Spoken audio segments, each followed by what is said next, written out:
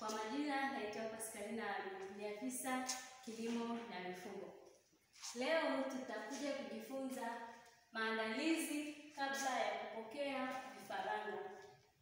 Ni vitu gani unatakiwa uandae kabla haujapokea vifaranga kutoka kwenye kampuni yoyote au kwa mtu yoyote kama mfugaji wa vifaranga kwa tija.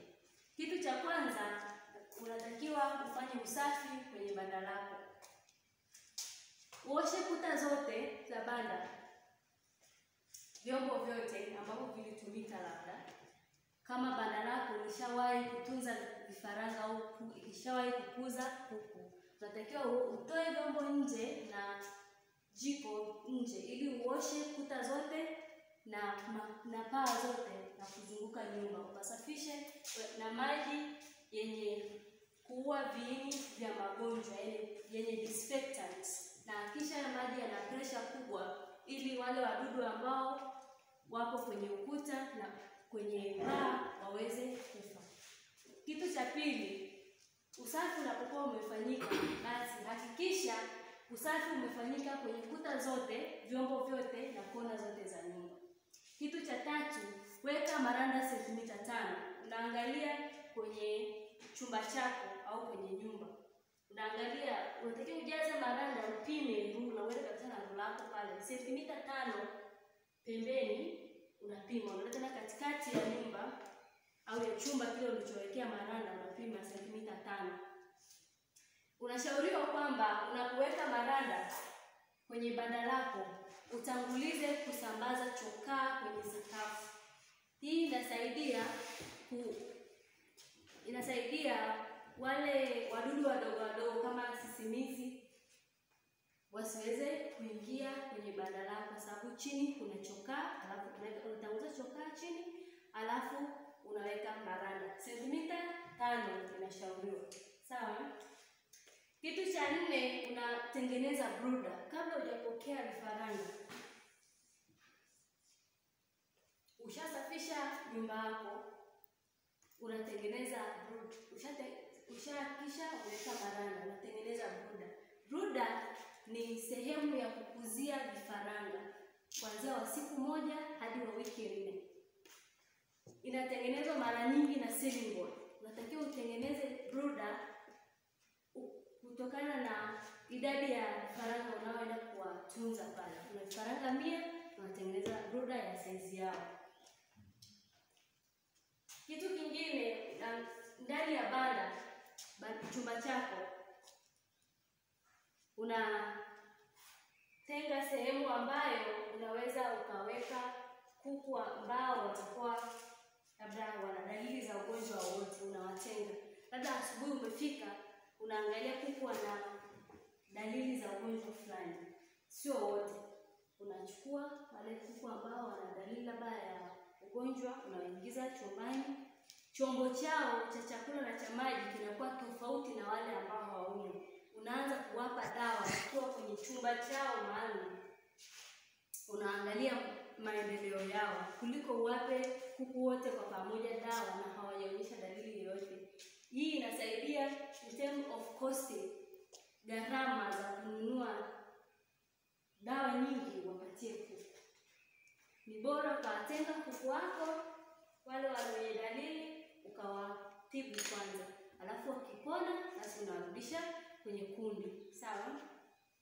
Kitu cha 6 cha kuangalia kabla hujapokea vifaranga, unatakiwa uwashe jiko au uwashe ile chanzo cha joto, iwe ni zile taa za infrared au ni jiko la mkaa. Washa masaa 24 kabla hao vifaranga hawajaja. Labda vifaranga wanatoka Iringa, wewe uko Arusha, unajua labda watafika jioni. Asubuhi ile unaamka, unakagua kila kitu, unaweka safi, unawasha jiko. Joto ina generate kwenye ile nyumba ambayo vifaranga wanaingia, wanakuta tayari kuna joto la kuanzia joto 28 na kuendelea hadi 32 inakuwepo kwenye chumba. Kitu kingine cha kuzingatia kabla vifaranga hawajafika, unaweka disinfectant, kiua viini vya magonjwa mlangoni. Pale mlangoni watu wanapoingia kupeleka chakula, wale boksi inaingia, aliyebeba boksi ya vifaranga anatakiwa akanyage ile dawa ambayo iko mlangoni kabla ya kuingia ndani, ili asiingie na viini vya magonjwa. Hii disinfectant unaweza kuweka kwenye bezeni au kukata dumu ambalo halitumiki, ukakata ukaweka maji na hiyo disinfectant, mtu akawa anavaa buti, akifika anakanyaga pale, anaingia ndani akiwa salama. Pia uwe na sabuni. Huwa zinatumika sabuni za maji zenye ubora na kuwepo mlangoni. Anapoingia miguu yake amekanyaga kwenye disinfectant, kwenye hiyo dawa, mikono anabonyeza ile sabuni, anaipaka kwenye mikono ili wale bakteria ambao wako kwenye mikono yake, kama atashika kifaranga asihame kwenda kwenye kifaranga. Kitu kingine, unaandaa glucose. Hauwezi kujua kwamba labda vifaranga wametoka huko na mikiki ya gari na usafiri wanakuwa labda wamechoka.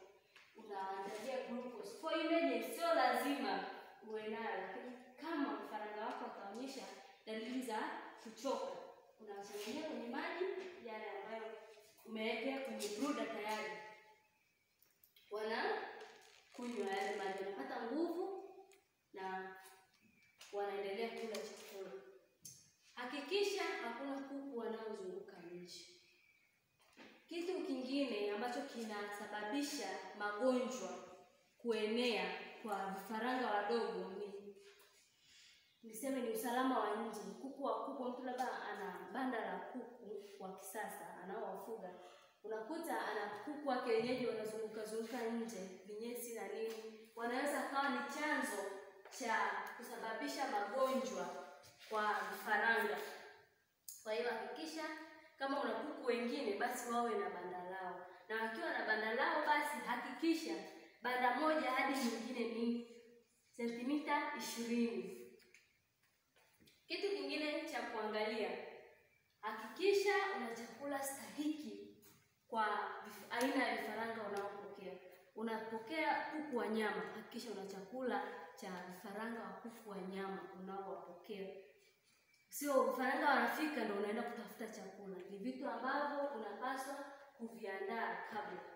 Kitu kingine cha kuzingatia ambacho labda hatujakiandika hapa, takiwa uhakikishe kwamba chumba au nyumba yako iwe na madirisha ya kutosha makubwa yenye uwezo wa kuingiza hewa na kutoa hewa. Na unaangalia nyuma ya hiyo chumba au nyumba ya kulelea vifaranga, hakikisha hakuna ukuta mrefu ambao unaweza ukazuia upepo kupita na kuingia na kutoka. Kwa hiyo unapojenga banda lako hakikisha hamna ukuta mrefu ambao unaweza kuzuia hewa. Na shukuruni sana kwa kunisikiliza. Hizo hapo tulizojifunza ni vitu muhimu vya kuzingatia kabla ya kupokea kifaranga. Iwe unaanza kufuga au uwe ni mfugaji wa kuku labda hata 1000, ni vitu vya kuzingatia kabisa. Usisahau ku-like, kushare na kusubscribe kwenye channel yetu ya Kilimo Mifugo Tanzania. Kwa maoni yako unaweza ukafika hapo chini kwenye comments ukaandika comment yako. Kauliza swali lolote hapo utajibiwa. Kwa mawasiliano zaidi unaweza ukatafuta kwenye namba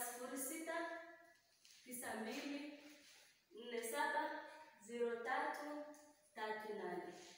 Unaweza ukapewa ushauri na maelezo yote kuhusu ufugaji wa vifaranga.